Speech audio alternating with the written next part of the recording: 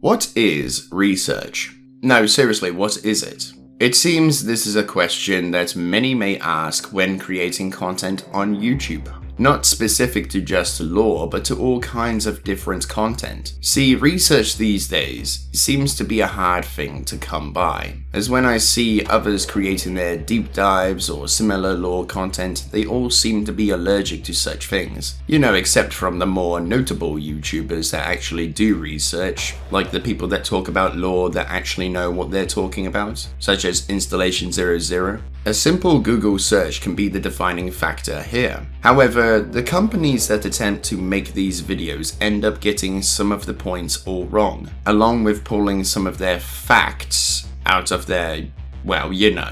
And you will see why in a moment. But it seems that it doesn't matter on how much influence or money you possess in this world, as without researching the topic you wish to make a video on, you will end up making a complete fool out of yourself. But fear not, as my biggest fan had said, I am the quote-unquote lore guy. So without further ado, let's begin in the dissection of GamingBolt's video on their take of the Dead Space lore.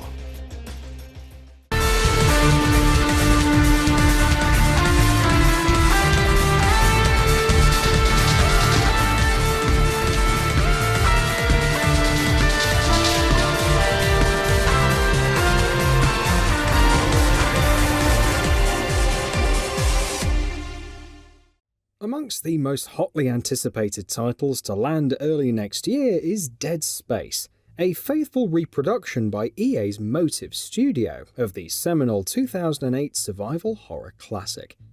New technologies provide Motive's creative team with tools to reimagine the beleaguered mining ship USG Ishimura as an expansive, labyrinthine space dungeon, with the solitary quiet of dimly lit corridors and secret passageways pierced by necromorph jump scares. I wonder, where did I see the intro for this video again? Oh yes, that's right! In the description. Not really much of a criticism here, I'm just poking fun at their decision not to write a capable description, rather just copy and paste the script into the description. Probably written by someone who just saw the trailers, didn't actually play the game at all, as the necromorphs barely jump scare you in Dead Space. Although if they are talking about them spawning into the location in close proximity to you, then I don't quite think you can call them a jump scare. Otherwise we could just call every enemy in the Callisto Protocol a jump scare, right, GamingBolt? Strategic dismemberment, the infamous tactic of severing limbs to evade violent necromorph clutches, returns alongside an intriguing, dynamically adjusting intensity director, and a new, altogether gruesome-sounding peeling system, which the developers claim will intensify gore by fabricating layers of flesh, tendon and bone into every grisly kill. The necromorph are the game's shockingly ferocious mutant monsters, corpses reanimated to enact extreme and indiscriminate violence on all living lifeforms. All living lifeforms? That's a bit of an overgeneralization, isn't it? I don't think I've ever quite seen a necromorph attack a plant or a vegetable before. The markers themselves broadcast a highly concentrated electromagnetic signal, serving two purposes. One, to drive the living to a state of perpetual madness, their mindset rendered homicidal through intense hallucinations, insomnia, depression, and other symptoms of signal-induced dementia. And two, to alter the genetics of dead tissue on a molecular level, effectively reanimating corpses to the rampant zombie necromorph. Okay, that's a lot to unpack. The markers do not broadcast the signal, they merely relay the signal, and the electromagnetic properties of the marker come straight from the marker. It's not a byproduct of the signal at all. The signal comes from the Brethren Moon that links up with the other markers in the same system or neighboring systems or galaxies. The necromorphs, despite what many may believe, are not just mere zombies. They don't kill or attack those unfortunate enough to get skewered by them because they are hungry and want to consume others' flesh, or have a compulsion to do so. They kill other lifeforms in order to recombinate them, or so that the marker can, like you said, reanimate the corpses into more gruesome forms of the necromorph society. The objective here is to get the population of lifeforms down so that the necromorph population can rise before convergence will activate. In another illustration of the marker's sentience, they can fine-tune the signal to suit the individual unfortunate enough to be receiving it. Fine-tune the signal? I have absolutely no idea what they are talking about. The marker doesn't do this to suit the individual.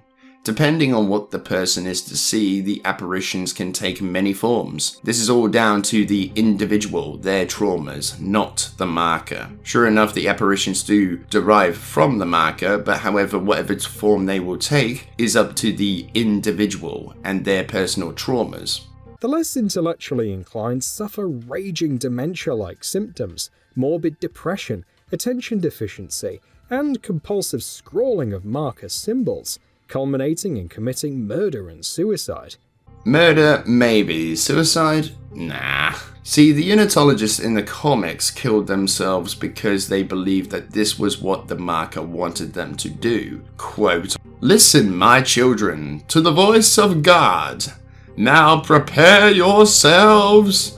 They would shoot themselves so that the marker and the corruption has enough corpses to kickstart a full-fledged outbreak. Other occurrences can be seen to be the person's mindset and current situation. People that see apparitions have harmed themselves before. People that are within necromorph outbreaks because of the imagery that they are seeing or the loved ones they have lost will end up self-harming at some point in their adventure. And the fanatics had blown their brains out after realizing what convergent meant.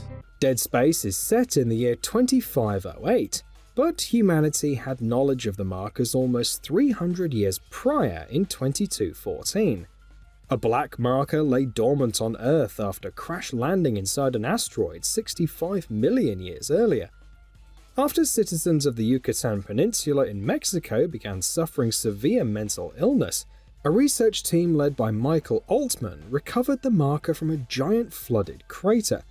Like the residents of the surrounding Yucatan Peninsula, Altman and his team began suffering from marker-induced dementia. Figuring out the marker's nefarious nature, Altman conducts a bogus transmission which he beams back to the marker, temporarily disrupting its signal long enough to bury it once again in the flood. Actually, Altman did no such thing. Honestly, I don't know where they are getting their information from, although I do have a good idea. Altman had detonated the support structure of the ocean facility that made it sink into the Gulf, which returned the marker to the bottom of the crater. The reason the outbreak soon ended, or at least the initial outbreak, was because of the forms inside of the facility being redesigned to assume land movement, as they couldn't swim, forcing all of the necromorphs to the bottom of the Gulf as well, with them being reduced to biomass for the marker. However, government forces driven by Earth's desperate hunger for energy resources assassinate Altman and steal his bogus transmission blueprints. They believe the markers, whilst known to be dangerous, offered a solution to humanity's dire energy shortages.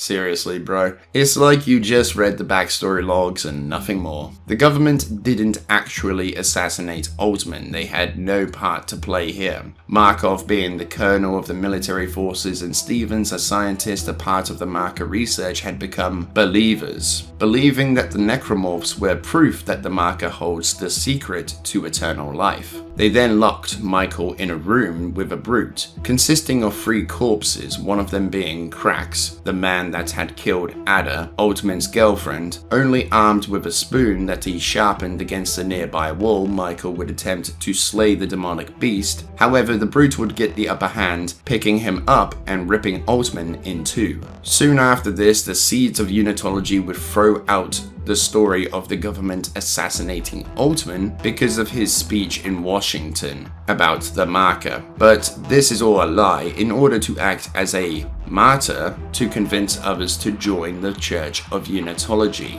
Fast forward to 2311, and 3 red markers are constructed and placed on 3 distant planets: Aspera, Nemar, and Aegis 7. Okay, I know I really can't talk here, but come on. Nemar? I can forgive the others, but Nemar? Don't you mean Creamer? It literally is spelled with a K and then an R, not beginning with just an N. It's pronounced Creamer, not Nemar. Also, this didn't happen in 2311, this happened in 2399 as per the event of Dead Space Catalyst. The Sovereign Colony's lead researcher, Dr. Earl Serrano, had been experimenting up to this point with the original marker in the hopes of harvesting renewable energy. The original marker? I assume you mean the black marker from the events of Dead Space Martyr. No, this wasn't the case at all. There is no record of this event happening anywhere. The black marker is still in the Gulf of Mexico. They reverse-engineered Altman's code for the red marker's construction, with researchers studying the red markers on each of the 3 planets, falsely downgrading their signals to mostly harmless. Of note is marker 3A, which was placed deep underground on the rocky, Earth-like Aegis 7.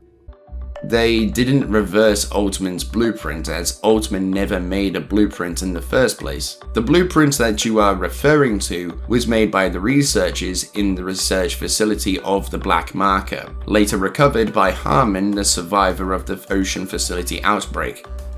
Mostly harmless? Then how, pray tell, did any of the red markers conduct the outbreaks? How did they give the colonists, researchers, scientists, scavengers, Strauss, and every other character in these events insomnia, visions, and the mental blueprint if they were all to be mostly harmless, or dampened, as you call it? The backstory log even states that they are not defects. They hold the same capabilities as the black marker, just with a reddish glow. Hence the name Red Marker. Next you'll be telling me the gold marker just magically made necromorphs appear from puffs of smoke. Also, marker 3A wasn't underground, as shown in both the comics and Dead Space Downfall. Lead scientist Dr. Iando Dukai was the first to discover that the genetic code broadcast by the markers was in fact a set of biological instructions to reanimate dead cell tissue, a rallying cry for the onset of a necromorph plague. Iando didn't discover the genetic code. That was another scientist in Dead Space Martyr, and Iando wasn't in those events. However, he did discover the symbols on the marker would translate into a set of instructions in creating a necrotic lifeform, which is nicknamed as the recombinant lifeform, that would recombinate dead tissues and cells. The Sovereign Colonies were fully aware of the marker's danger by this point.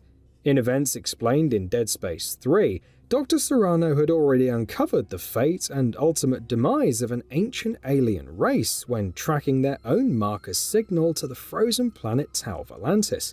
The Sovereign Colonies hadn't actually have known of the marker's capabilities. Only the higher-ranking personnel knew of half the puzzle, knowing that the instructions on the skin of the marker were to blame for the outbreaks. They didn't know that the marker could reanimate dead flesh as well. They didn't follow the marker's signal, but rather they called it the master signal that derived from the moon. Some 200 years later, and with planet cracking now the focus of humanity's strive for energy resources, the USG Ishimura scours distant barren planets to harvest, leading them illegally to Aegis 7. A new Earth governing body has emerged in the wake of the Sovereign Colonies, alongside organization Unitology, a movement founded on Michael Altman's discoveries surrounding the original black marker found near the Yucatan Peninsula. Actually, the Earth government had already been established way before the Sovereign Colonies had become a governing body. The Sovereign Colonies were a group of colonies that had become independent from the government, grouping together in order to build a superior force in the galaxy, hence the name. Responding to the USG Ishimura's radio silence, the USG Kellion's crew arrive on a search and rescue mission. Chief amongst them, CEC engineer and player character Isaac Clarke.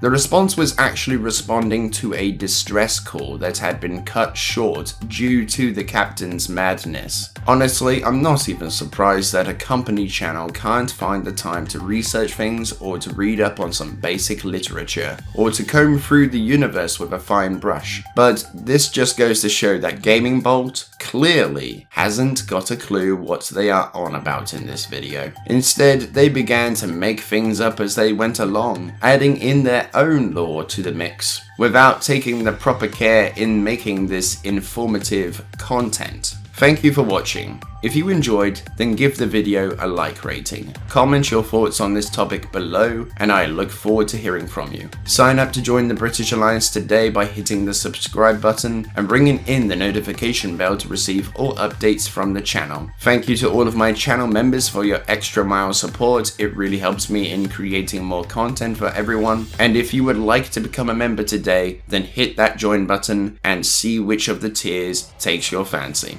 And I will see all of you among the cosmos, and be sure to have a good one.